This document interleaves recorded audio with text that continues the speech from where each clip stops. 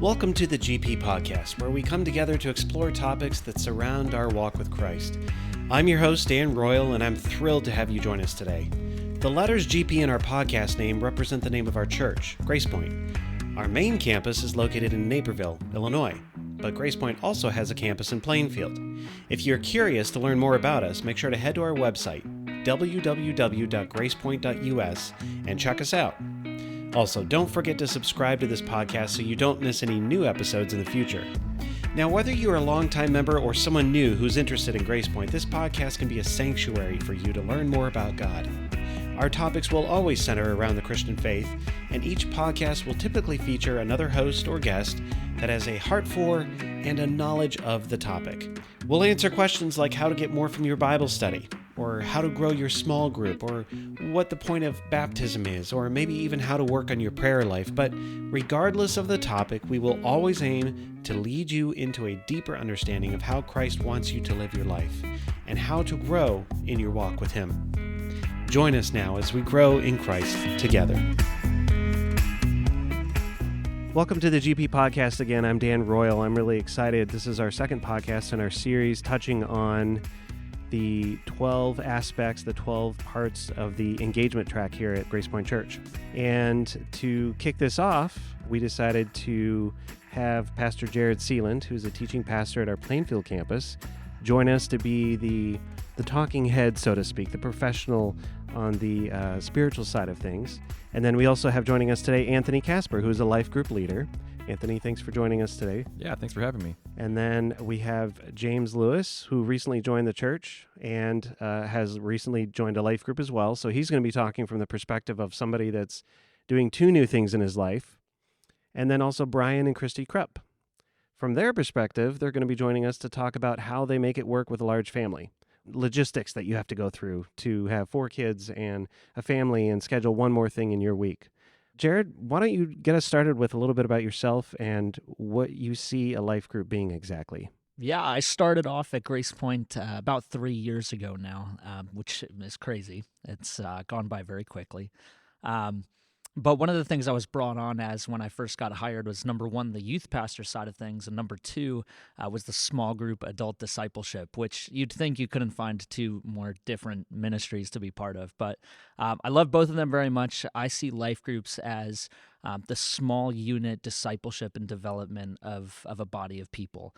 We come together on Sunday mornings, and it's around a stage, and we all worship together, and we all learn together, and there's beauty in that, and that's good.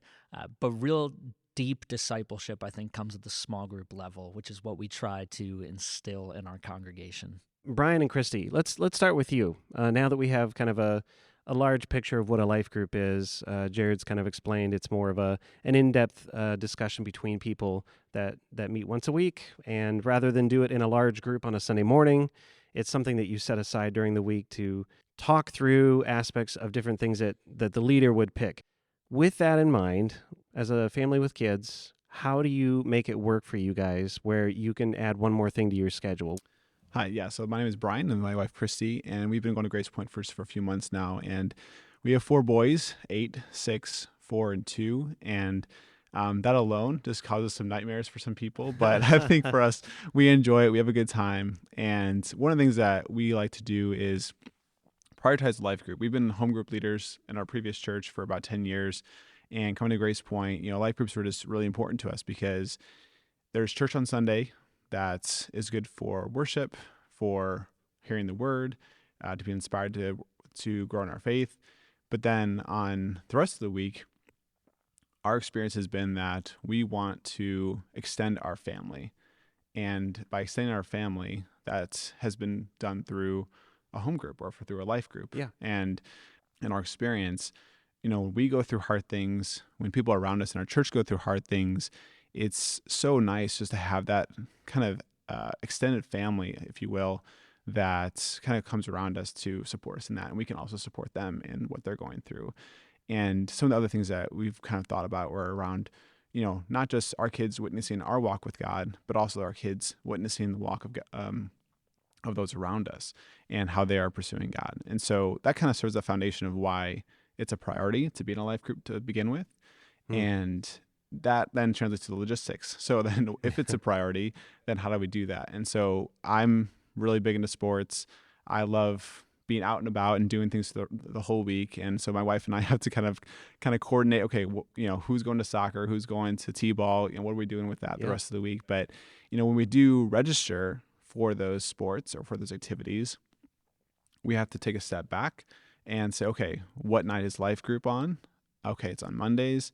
Okay, let's make sure we don't schedule soccer on that night. It's prioritizing. It's prioritized. That's the night for life group. So we don't put anything else on that night. So that, I guess, from a logistical priority, that's the main thing we want to get across, is that we don't put anything on those nights. And sometimes, to be honest, our kids maybe want to or don't want to go to group that night based upon their day or based upon what things are going on in their life. And so there's also this conversation with them to say, like, what is the focus of a life group? And so that's been a conversation point over the years as well. And I think, Christy can talk to this a little bit too, but, we have always been in life groups with other families who also have kids. And so that's been a focus for us, is to be in life groups where people are in the similar stages of life. And we have to kind of work through, okay, is there a babysitter? Are there older kids who can maybe help look after the younger kids a little bit? So we've always liked that dynamic too. So aside from practically making sure we have nothing that night, I also think silly things of, on life group nights, we eat dinner early, and we know we eat dinner early, and the boys are aware of that so that we can get ready to be on time to life group. Or they also know we put our pajamas on before we go. And even though it doesn't start till 6:30, we know we're going to wear our pajamas to life group. So when we get home, the chaos of bedtime is not a crazy disruptive thing for us. Anthony, I'm going to skip over to you next. From your perspective, then, how do you choose topics for life groups? How do you decide, this is what we're going to do for the next 6 months or 8 weeks or whatever it is you decide? What's your process in deciding that? Yeah, so a lot of it, my wife and I, we take the sermon notes and we just go a little bit deeper from that. And so whatever that season is, could be 8 weeks, could be the whole sermon series, and that'll be really easy. But if we hear topics come up throughout our time together, there's time last summer, we did a book study on just technology and how it's affecting our lives and how our phones are really controlling us. Wow. And so we had a great conversation around that.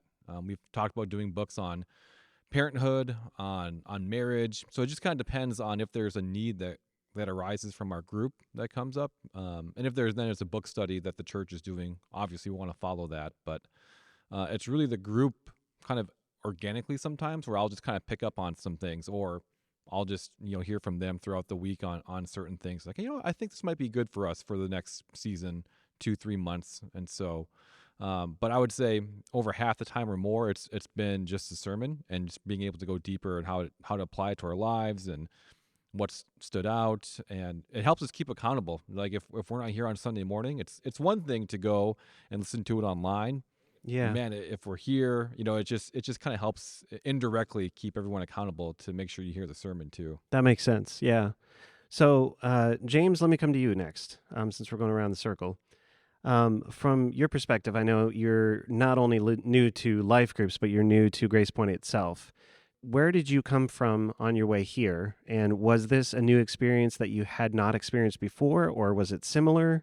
Tell us a little bit about your story. Yeah. So I actually grew up going here, but Keela had never been here before. Gotcha. So life groups was something I grew up with. Again, like you said, they were called small groups at the time, my parents going to them. So it's something, and every church we've gone to, I've been like, we need to find this. And that was one of the things we couldn't find at other churches that we had tried. To give you an idea, we're out in Yorkville, so we drive 40 minutes to get here. Wow. Okay. That's how important life groups are to us, right? We had gone, can't even count how many churches before, and we're finally at a point where we were kind of out of carrots, So we went the end of January to just listen to Dan's sermon and never stopped going. And shortly after that, we got in touch with Kyle Howard, who was the discipleship pastor at the time, and he quickly got us plugged into a life group. And from there, it's just been nonstop running. James, what was that first night like when you were approaching that life group for the first time? You weren't maybe, did you know anybody that was there? Did you have any trepidation, either you or your wife going into a new environment like that? We knew Kyle, again, very briefly, not like we knew him, but she is much more of a social butterfly than I am, so I think she was a little less nervous than I was. But it was something that we had been looking for a long time, so it was just kind of like, man, we're excited to get to do this. We're nervous to meet all these people and be in somebody's house that we don't know.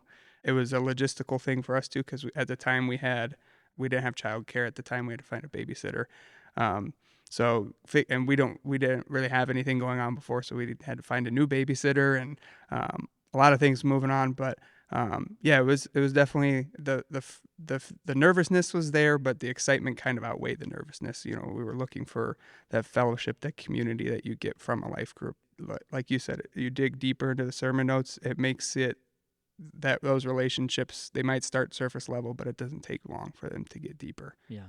I think we have a lot of trepidation. A lot of people come to a big church, and it's almost a plus that they don't have to be known by everybody or see everybody, you know? Yeah. So a lot of people are kind of held back from joining a life group because of that. Maybe there's even some social trepidation, like you said. You had your lovely wife who was walking in the room, greeting everybody. But what would you say to people who maybe think life groups just aren't for them because they don't want a new social group, or they might get nervous going into that? Yeah. I would say nicely that you're wrong. You need it, right? We're called to be in fellowship as believers, and that's not just fellowship on Sunday morning with a big group of people where you can easily sneak in and out the door. It takes your relationship to the next level with those people and allows you to dive deeper into the Word and deeper into those relationships with the other people. And it gives you accountability because, like you said, it keeps you accountable to show up on Sunday morning to listen to the sermon because you know you're going to talk about it and you don't want to be the people that don't have anything to add to the conversation. You don't understand what you'll get out of it until you try it and get into it, right? So I would definitely, like I said, nicely tell them, like, hey, this is something you do need. Yeah, that's a great answer. Thank you for sharing your experience. So I've had friends, I've been in parts of life groups over the years. I've had friends that have been part of life groups. And I know some of the complaints in the past have been, you know, when it's prayer time, it's all about, well, it's the gossip and, you know, oh, can you believe so-and-so did this? And I know that there have been some bad experiences in the past. But Anthony, if you were to make sure that your life group was heading in the right direction and the focus was correct and you were leading through this and making sure that you don't go down one of these alleys where someone would feel like, you know what, my personal life is mine. I don't really want to share it with somebody else. It's not about them. How would you counsel them and say that's not really what it's about? It's more about XYZ. What would you say to them for somebody that's like, no, I have a personal life. I don't want to share it. Well, how would you counsel them through that? Yeah, I think in some ways it's, as we've talked about, it's being obedient and it's biblical to be in community. And to be in community, it's not just showing up or just sharing a meal or, like you were saying, talking about gossip, you know. And in our group, we have six family units, or seven, I should say, 7 family units. And I always encourage our group, hey, you may not connect with every single person. Yep. That's okay. You know, we're striving for unity, not uniformity. So we're all not going to have the same likes. We're not going to all love sports. We're not all going to love arts or whatever it may be. We all may have different tastes in worship or the sermon, and that's okay. Yep. But we need to be united under Christ, and that's the first thing. And because of that, then I give them freedom. Just find one other person in the group and that you're comfortable with, and just go for coffee and go talk to them on Sunday morning, you know, and just take baby steps with that. And it may be difficult and you may not want to share your personal life, but there's so many other benefits on the other end. And so we have a lot of people in my group, especially that are very closed off, that we get into our big group discussion. They may say 1 or 2 words, but I know they're connecting with other people within the group and sharing a lot more. And that's okay. Like we don't have to be digging deep corporately, I guess, within our life group, but as long as they're doing that with someone or a few people, I'm okay with that. And so I think I would counsel them that way. Okay, that makes sense. And then from the perspective of parents, then how do you navigate what the kids are doing during the small groups if they're not going to be at home being babysat? Christy, you mentioned that you bring them in their PJs, which is awesome. I know, especially as they age too, they might get to the point where they're like, I don't want to wear PJs to a small group. That's embarrassing. And so how do you navigate what the kids are doing if it's other parents that are part of the small group bringing their kids to, and how does that work out? I think it's just a matter of communicating with the other parents in the group. So, like in the current group that we're a part of, all the kids go down to the basement and they just play. They have snacks that the host family already has down there. And then they do have a babysitter that all of us kind of contribute to pay for that night. So, I think it really just depends on the makeup of the group and what others want to do. In the past, other groups we've been a part of, we've had a babysitter that does a Bible study with the kids and will pray with the kids and maybe are more intentional about making that a life group for kids. So I think it kind of depends on the season and the age of the kids as well. Currently, we have a lot of toddlers in our group, so they're really just going to play and make a lot of noise. And when they get older, they'll be able to do the babysitting too. Perfect. So you'll be in-house babysitters. Perfect. I think there's probably just one part, I think, just around the debrief too, where, if you do get to that point where you can have some more in-depth conversation with the kids and their own kind of life group while the adults are meeting, I've always been trying to be intentional to ask them, like, hey, like, what did you guys do down there? Like, what did you guys talk about? Like, have some conversation after the home group. And just because I always try to do that after church as well, talk about their Sunday school experience, just because I think it's good to share what I'm thinking about with home group and with church. And with Christy, we talk about what we were learning and what we've been thinking about, but also to hear what they think and what they've been learning. And sometimes usually just the surface level answer, but sometimes we get some more in-depth conversation. The responsibility of the parents to actually speak into their children's Christian lives as well is huge. So key and important to touch base with them. And where are you at? Do you understand this? Do you know where you're going with this and why we do this? So that's huge. That's good that you're debriefing like that. Jared, if you could kind of fill us in now from a leadership aspect and from the biblical point of view, what is the importance and where in the Bible does it talk about life groups and the importance of coming together and this whole concept of a life group? I think throughout the Bible, we have a lot of examples of good, healthy community and Christ-centered development and discipleship. And especially in the Acts church, we see church as something that it must have a stage, it must have a large group of people, must have lights shining down, maybe it has a fog machine. The early church really knew nothing about that kind of thing. For the first 300 years of the church, it was illegal to gather in any group in the name of Jesus. And so they actually resorted to doing house churches. And we all know this, and this is probably why we are so fired up about our life group, but this model of discipleship may hold truer to the legacy of Christians than even a large Sunday gathering. So we're familiar with churches that were hosted in specific families' houses. We see Priscilla and Aquila, who are mentioned in 1 Corinthians and other places, just talking about how they're developing their community from the basis of just a handful of people. What else is interesting is that they didn't have email blasts that they could send out inviting people to church, right? In fact, they couldn't even really go out and say, hey, will you come to church with me this week? Because it could be that if they invited the wrong person, they were going to be arrested, they were going to be persecuted. And so what they had to do is they had to come together as a church and model the Christian life. And so most of the early church growth really came from small groups of people who were modeling the way of Jesus in a way that was extremely attractive to the population around them.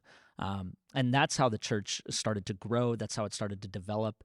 And that is who Paul addresses in the majority of his teaching. And he calls them into deeper obedience, and that obedience comes with accountability. And I love that we have so many different people here and different roles in life groups, new joins and family groups and leaders.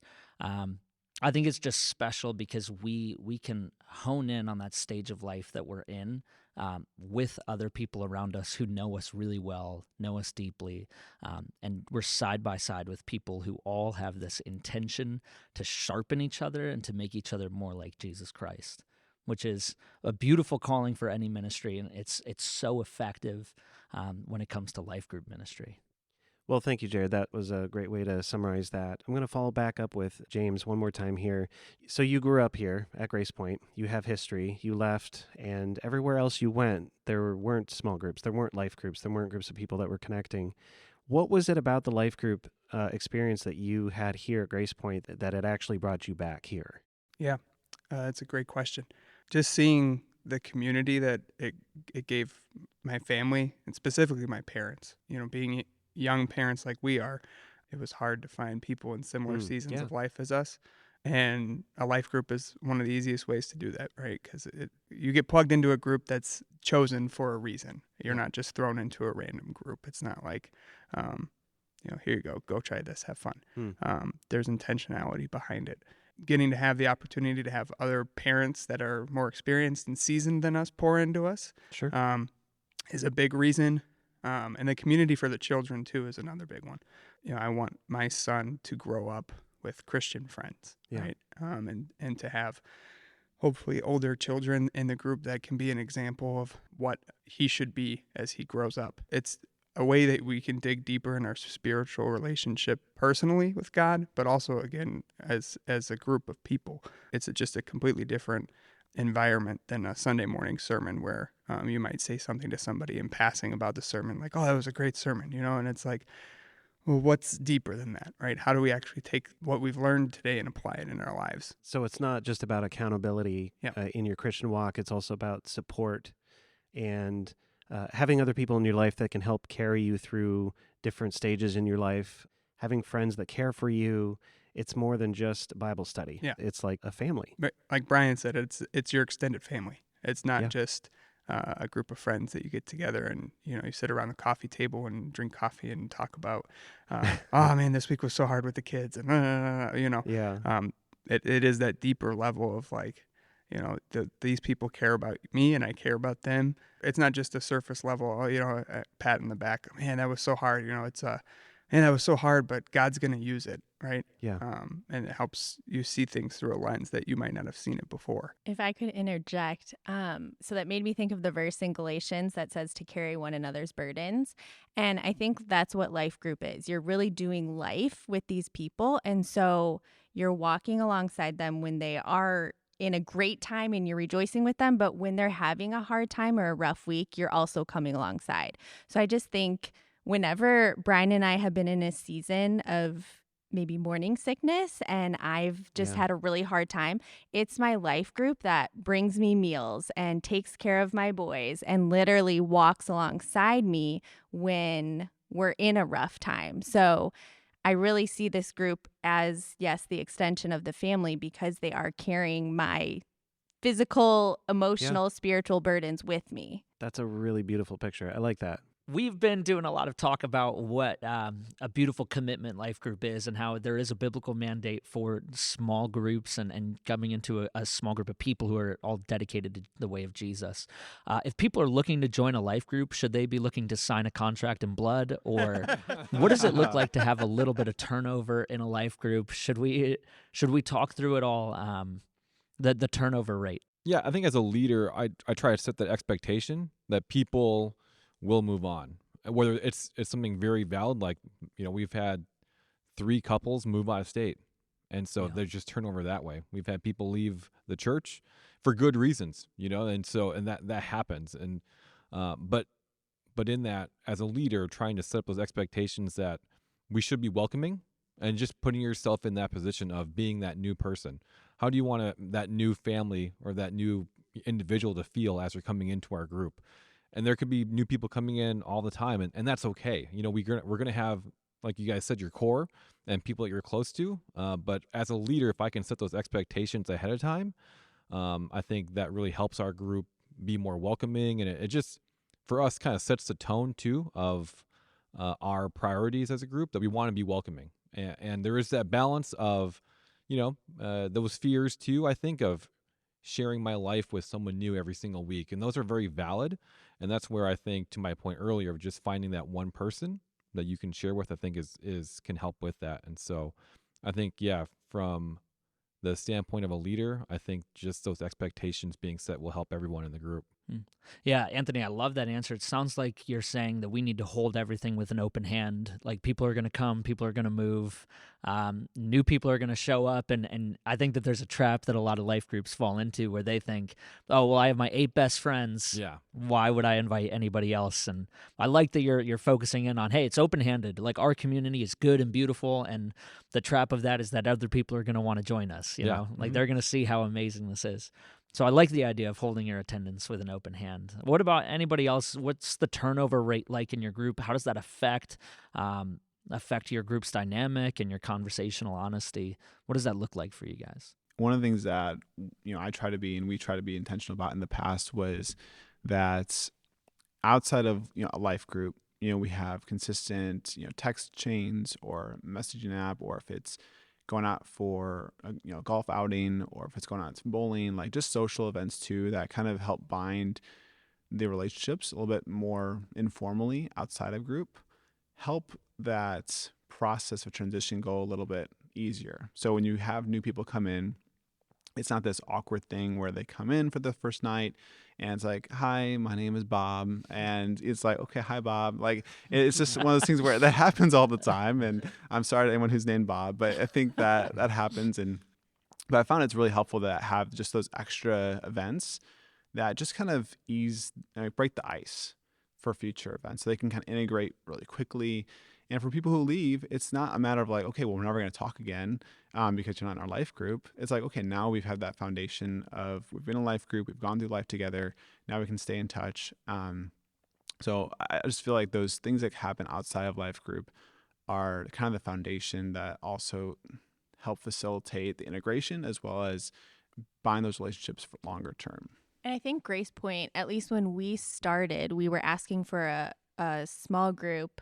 And Grace Pointe was really good about saying, hey, try out this group and let us know if it's a good fit or not. We can always find something else. So not only did the logistics of the time and night work, but also let us know if you mesh well with the group or not, and if it's what you're looking for. If not, we can find something different, whether it's people in the same life stage, people in different seasons of life, location. So I think that was also really helpful too, is that Kyle was really good at making sure, hey, try it and let us know how it goes. Yeah, so the idea is that we are committed to this group of people, especially after that initial trial period of, hey, like these are the people that I'm going to choose to do life with. It's almost like there's a dating stage and a marriage stage to life group, where you show up in the dating stage and hopefully it's short and you just kind of decide, hey, these are people that I can mesh with, and so I'm going to commit. And once you commit, you are with those people. Like you're deciding to sharpen one another until one of you moves or until other life circumstances happen. But I think that's a helpful paradigm to think through what the commitment to a life group would actually look like in practice. For our group, we just went through a major shift in leadership, right?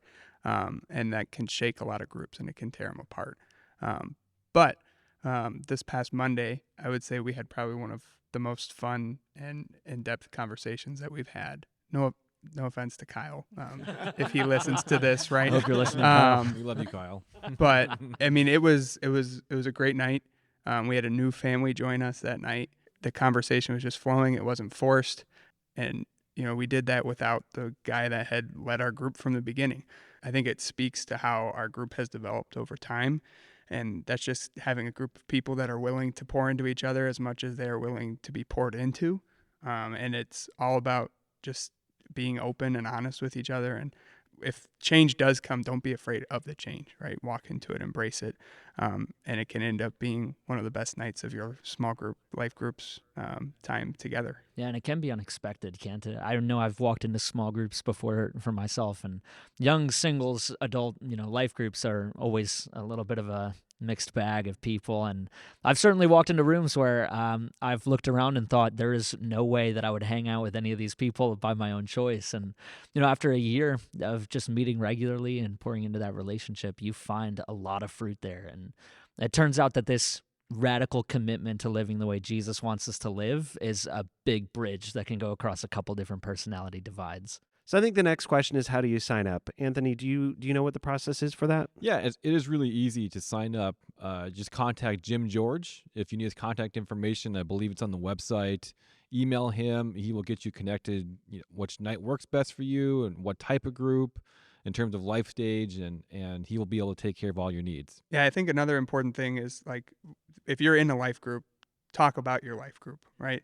On Sunday mornings, invite people to your life group if you've got openings. Give people that invitation, open that door for them to walk through it, because sometimes that's all it takes, right? Is somebody opening the door for you to walk through, and it can be life changing. You don't know what that person's going through right now.